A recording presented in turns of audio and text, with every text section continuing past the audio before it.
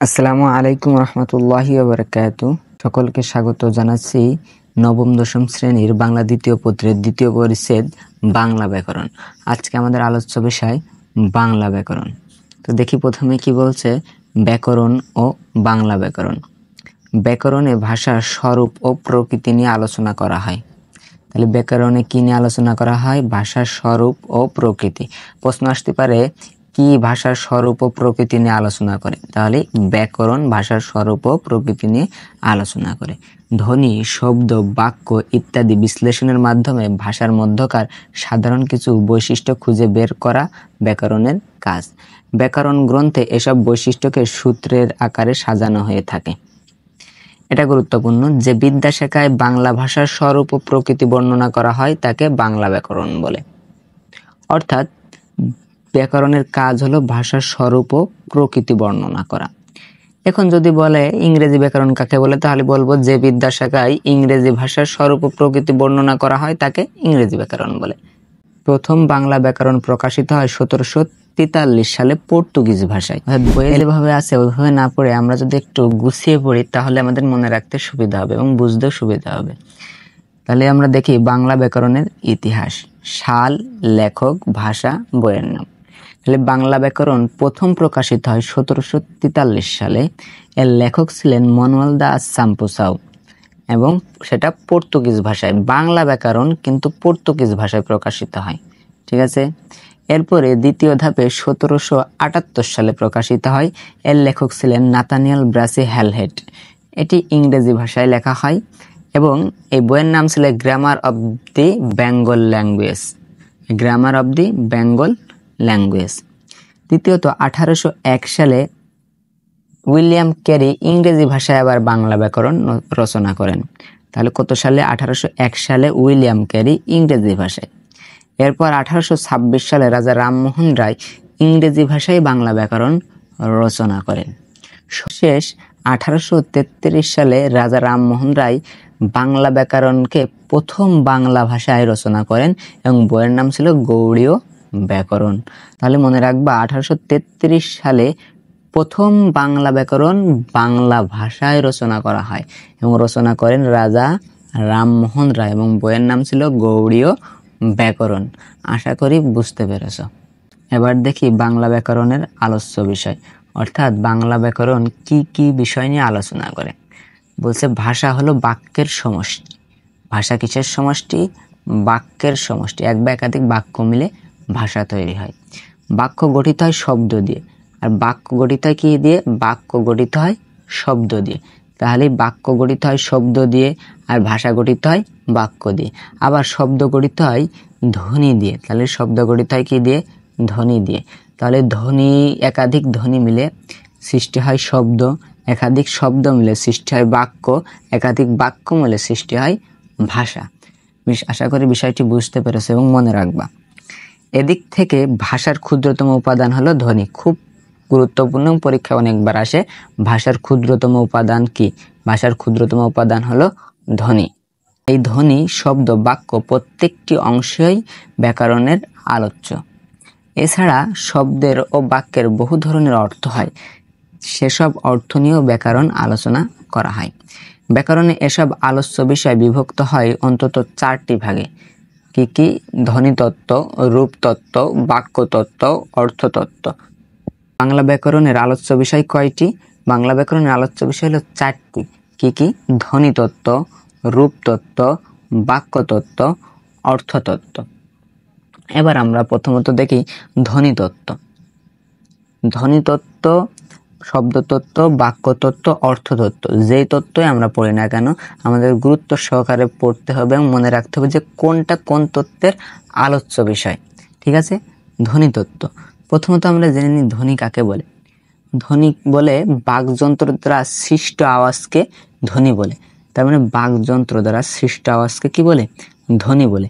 এই জন্যই যদি কোনো শব্দের মাঝে বাকযন্ত্র এবং ধ্বনি শব্দটা থাকে তাহলে সেটা অবশ্যই ধ্বনিতত্ত্বের আলোচ্য বিষয়। একটু পড়ে নিই, দেখি কি বলছে। বলছে ধ্বনিতত্ত্বের আলোচ্য বিষয় ধ্বনি। লিখিত ভাষায় ধ্বনিকে যেহেতু বর্ণ দিয়ে প্রকাশ করা হয় তাই বর্ণমালা সংক্রান্ত আলোচনাও এর অন্তর্ভুক্ত। এর আগের একটা পরিচ্ছেদে আমি বলেছি ধ্বনি এবং বর্ণের মাঝে খুব বেশি তফাৎ নেই, জাস্ট ধ্বনিটাকে দেখা যায় না এবং বর্ণটাকে দেখা যায়। ধ্বনিতত্ত্বের মূল আলোচ্য বিষয় বাকযন্ত্র। যেহেতু বাকযন্ত্র দ্বারা উচ্চারিত বা বাকযন্ত্র দ্বারা সৃষ্ট আওয়াজকেই ধ্বনি বলে, যেন বাকযন্ত্র এবং ধ্বনি শব্দটি থাকলে সেটা ধ্বনিতত্ত্বের আলোচ্য বিষয়। প্রশ্নে আসবে বাকযন্ত্র কোন তত্ত্বের আলোচ্য বিষয়? ধ্বনিতত্ত্বের আলোচ্য বিষয়। বাকযন্ত্রের উচ্চারণ প্রক্রিয়া, বাকযন্ত্র আছে তার মানে সেটা ধ্বনিতত্ত্বের আলোচ্য বিষয়। ধ্বনির বিন্যাস, ধ্বনি শব্দ আছে মানে সেটা ধ্বনিতত্ত্বের আলোচ্য বিষয়। স্বর ও ব্যঞ্জন ধ্বনির বৈশিষ্ট্য, এই যে ধ্বনি আছে মানে এটা ধ্বনিতত্ত্বের আলোচ্য বিষয়। ধ্বনি দল, ধ্বনি শব্দ আছে মানে ধ্বনিতত্ত্বের আলোচ্য বিষয়। এগুলো কিন্তু একটু টেকনিক খাটিয়ে মনে রাখতে হবে, ঠিক আছে? তাহলে ধ্বনি আছে বলে ধ্বনিতন্ত্রের আলোচ্য বিষয় এবং বাকযন্ত্র থাকলেও সেটা ধ্বনিতত্ত্বের আলোচ্য বিষয়। এবার আসি আমরা রূপতত্ত্ব। রূপতত্ত্বের আরেক নাম হলো শব্দতত্ত্ব। তাহলে পরীক্ষা আসতে পারে রূপতত্ত্বের অপর নাম কি? রূপতত্ত্বের অপর নাম হলো শব্দতত্ত্ব। রূপতত্ত্বে শব্দ ও তার উপাদান নিয়ে আলোচনা করা হয়। এই আলোচনায় বিশেষ্য, সর্বনাম, বিশেষণ, ক্রিয়া, ক্রিয়া বিশেষণ ইত্যাদি স্থান পায়। বিশেষ গুরুত্ব পায় শব্দ গঠন প্রক্রিয়া। শব্দ গঠন প্রক্রিয়া, বিশেষণ, সর্বনাম, ক্রিয়া, ক্রিয়া বিশেষণ, এগুলো আমাদের সহজে মনে থাকে। এগুলো সবই কোন তত্ত্বের আলোচ্য বিষয়? এগুলো সবই রূপতত্ত্বের বা শব্দতত্ত্বের আলোচ্য বিষয়। আর বিশেষ গুরুত্ব পায় কি? শব্দ গঠন প্রক্রিয়া। যেহেতু শব্দটা আছে এজন্য এটা শব্দতত্ত্ব বা রূপতত্ত্বের আলোচ্য বিষয়। আশা করি বুঝতে পেরেছো। তাহলে বিশেষ্য, সর্বনাম, বিশেষণ, ক্রিয়া, ক্রিয়া বিশেষণ এগুলো থাকলে সবই রূপতত্ত্ব বা শব্দতত্ত্বের আলোচ্য বিষয়। এবার আসি বাক্যতত্ত্ব। বাক্যতত্ত্বের অপর নাম হলো পদক্রম। তাই পরীক্ষা আসতে পারে বাক্যতত্ত্বের অপর নাম কি? বাক্যতত্ত্বের অপর নাম পদক্রম। কি বলছে একটু দেখি। বলছে বাক্যতত্ত্ব বাক্য নিয়ে আলোচনা করা হয়। বাক্যের নির্মাণ এবং এর গঠন বাক্যতত্ত্বের মূল আলোচ্য। বাক্যের মধ্যে পদ ও বর্গ কিভাবে বিন্যস্ত থাকে বাক্যতত্ত্বে তা বর্ণনা করা হয়। এছাড়া এক ধরনের বাক্যকে অন্য ধরনের বাক্যের রূপান্তর, বাক্যের বাচ্য, উক্তি ইত্যাদি বাক্যতত্ত্বের আলোচ্য বিষয়। কারক বিশ্লেষণ, বাক্যের যোগ্যতা, বাক্যের উপাদান লোভ, জ্যোতিচিহ্ন প্রভৃতি বাক্যতত্ত্বে আলোচিত হয়ে থাকে। এখন যেগুলোর মধ্যে বাক্য আছে এগুলো আমরা সহজে বুঝতে পারবো যেটা বাক্যতত্ত্বের আলোচ্য বিষয়। যেমন বাক্য রূপান্তর বোঝা যাবে যেটা বাক্যতত্ত্বের আলোচ্য বিষয়। বাক্যের বাচ্য সহজে মনে রাখতে পারবো যেটা কি? বাক্যতত্ত্বের আলোচ্য বিষয়। কিন্তু এই যে উক্তি, এর সাথে কিন্তু কোথাও বাক্য নেই, তাই এগুলো মনে রাখতে গেলে একটু কষ্ট হবে। আবার দেখো কারক বিশ্লেষণ, এর আগে কোনো বাক্য নেই। আর বাক্যের যোগ্যতা, এটা মনে রাখতে পারবো যে যেহেতু বাক্য আছে এটা বাক্যের যোগ্যতা মানে বাক্যতত্ত্বের আলোচ্য বিষয়। আবার আছে বাক্যের উপাদান লোভ, এটা বাক্য আছে এজন্য মনে রাখতে পারবো এটা দেখি বাক্যতত্ত্বের আলোচ্য বিষয়। তবে জ্যোতি চিহ্ন, জ্যোতি বা ছেদ চিহ্ন, এটা বাক্যতত্ত্বের আলোচ্য বিষয়, কিন্তু এটা কিন্তু আমরা সহজে মনে রাখতে পারবো না। এই জন্য আমরা একটা টেকনিক খাটাতে পারি, কিন্তু বাক্যতত্ত্বের যতগুলো আলোচ্য বিষয় আছে এগুলো আমরা কিন্তু সংক্ষেপে মনে রাখতে পারি। সেটা কি? সেটা একটা ছন্দের সাহায্যে মনে রাখি। দেখি ছন্দটা হলো জ্যোতির বাবার একটাই উক্তি কারকের যোগ্যতা লোপ পেয়েছে।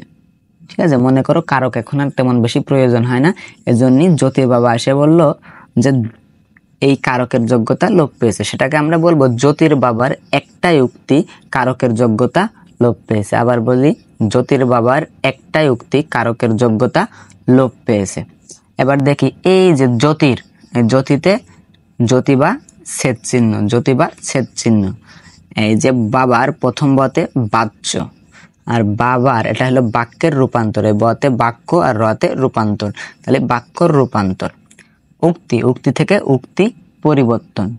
কারকের, কারকের থেকে কারক। যোগ্যতা থেকে বাক্যের যোগ্যতা। লোপ থেকে বাক্যের উপাদান লোপ। আশা করি বুঝতে পেরেছো। তাহলে এটা সবগুলোই কোন তত্ত্বের আলোচ্য বিষয়? সবগুলোই বাক্যতত্ত্বের আলোচ্য বিষয়। আরেকবার বলি, জ্যোতির থেকে জ্যোতি বা ছেদ চিহ্ন, ব থেকে বাক্যের বাচ্য এবং বয়াকার, র থেকে প্রথম ব থেকে বাক্য আর র থেকে রূপান্তর। উক্তি থেকে উক্তি পরিবর্তন, কারক থেকে কারক, যোগ্যতা থেকে বাক্যের যোগ্যতা, লোপ থেকে বাক্যের উপাদান লোপ। তাহলে যদি প্রশ্ন আসে কারক কোন তত্ত্বের আলোচ্য বিষয়, তাহলে কারক বাক্যতত্ত্বের আলোচ্য বিষয়। উক্তি কোন তত্ত্বের আলোচ্য বিষয়? উক্তি বাক্যতত্ত্বের আলোচ্য বিষয়। সহজে মনে রাখবো জ্যোতির বাবার একটাই উক্তি কারকের যোগ্যতা লোপ পেয়েছে। আশা করি বুঝতে পেরেছো। এবার দেখি অর্থতত্ত্ব বা বাগর্থতত্ত্ব। তাহলে অর্থতত্ত্বের আরেক নাম বাগর্থতত্ত্ব। বলছে ব্যাকরণের যে অংশে শব্দ, বর্গ ও বাক্যের অর্থ নিয়ে আলোচনা করা হয়। তাহলে কি নিয়ে? বাক্যের শব্দ, বর্গ, বাক্যের অর্থ নিয়ে আলোচনা করা হয়, সেই অংশের নাম অর্থতত্ত্ব। একে বাগার্থতত্ত্ব বলা হয়। বিপরীত শব্দ, প্রতিশব্দ, শব্দজোড়, বাগধারা।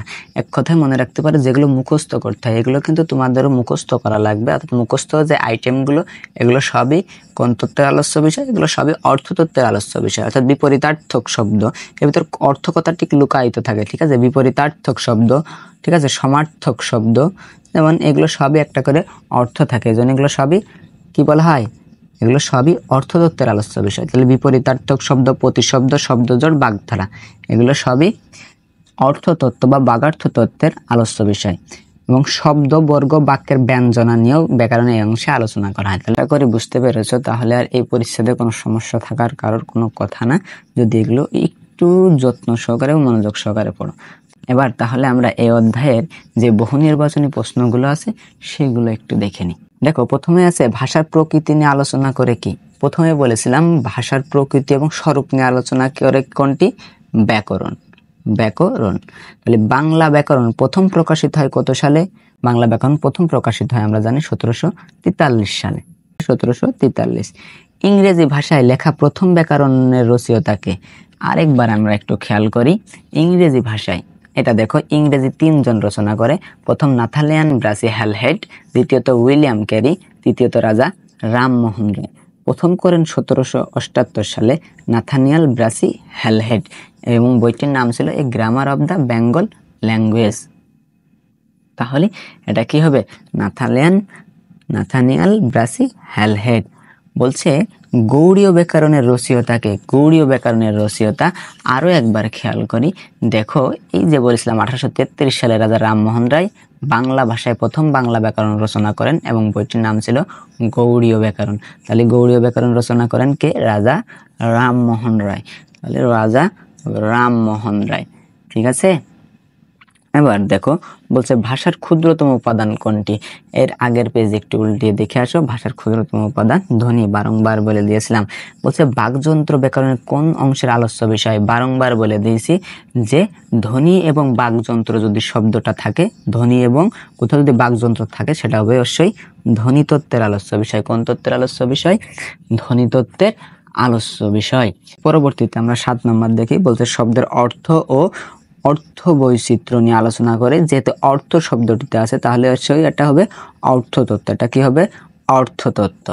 বলতে নিচের কোনটি রূপতত্ত্বের আলোচ্য বিষয়? আমরা জানি রূপতত্ত্বের আরেক নাম হলো শব্দতত্ত্ব। তাহলে যেহেতু এটার ভিতরে শব্দ কথাটা আছে তাহলে এইটা হবে শব্দ গঠন। তাহলে নিচের কোনটি রূপতত্ত্বের আলোচ্য বিষয়? শব্দ গঠন। আশা করি বুঝতে পেরেছো। পরবর্তী 9 নম্বরে দেখো, বলছে বাচ্য ও উক্তি ব্যাকরণে কোন শাখায় আলোচিত হয়? এটা আগেই বলেছি, জ্যোতির বাবার একটাই উক্তি কারকের যোগ্যতা লোপ পেয়েছে, ওই যে বথে বাচ্য এবং উক্তি থেকে উক্তি। তাহলে এটা কোন তত্ত্বের? এটা হলো বাক্য তত্ত্বের আলোচ্য বিষয়। ছন্দটা অবশ্যই বাক্য তত্ত্বের। বলছে শব্দ গঠন নিয়ে আলোচনা করে কোন তত্ত্ব? শব্দ গঠন নিয়ে আলোচনা করে কোন তত্ত্ব? যেহেতু শব্দ আছে, আমরা জানি শব্দ তত্ত্বের অপর নাম রূপতত্ত্ব। শব্দ আছে মানে এটা অবশ্যই শব্দতত্ত্ব বা রূপতত্ত্বের আলোচ্য বিষয়। তাহলে এটা হবে রূপতত্ত্ব। আশা করি বুঝতে পেরেছো। এবং ক্লাসটা কেমন লাগলো কমেন্ট বক্সে তোমার মতামত জানাতে পারো। এবং পরবর্তীতে তুমি কোন ক্লাস কোন টপিকে চাও সেটা কিন্তু আমাদেরকে জানাতে পারো। আসসালামু আলাইকুম ওয়া রাহমাতুল্লাহি ওয়া বারাকাতুহু।